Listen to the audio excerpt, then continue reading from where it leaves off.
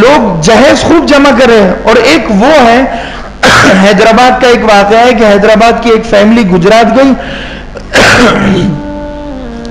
ऐसी फैमिली थी, गुजरात में लड़की पसंद आई है, रिश्तेदार थे वो, तो गरीब की बच्ची थी, शादी हो गई।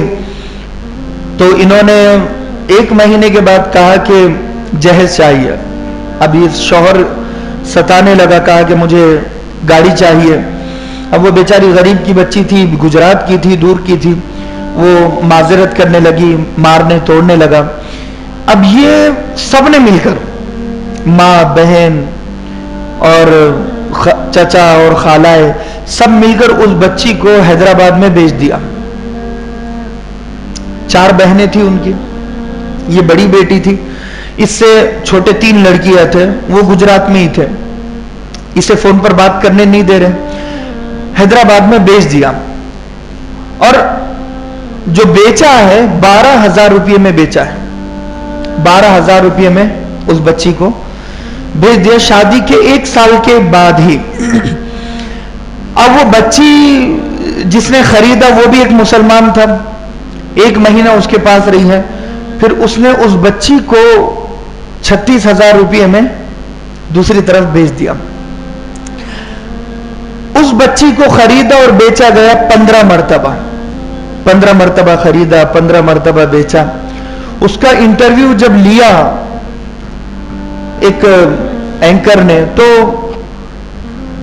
मुझसे बोला नहीं जा रहा और मुझसे देखा भी नहीं जा रहा था कि उस लड़की की हालत ऐसी थी कि आप समझ लीजिए कि ऐसा पता चलेगा कि इसे किसी ने दोज़ख का अजाब दिया है, इसे किसी ने दोज़ख का अजाब दिया है।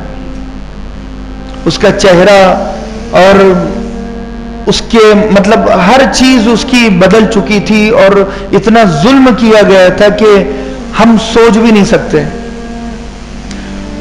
उस बच्ची ने उस इंटरव्यू में कहा कि मेरे माँ बाप से कहना कि मेरी लाश मरने के बाद आकर ना देखे, मेरे जनाजे में शरीक ना रहे, और इन 3 बेटियों की शादी तब करे जब जहेज देने की ताकत हो, अगर ताकत ना हो तो फिर शादी ना करो।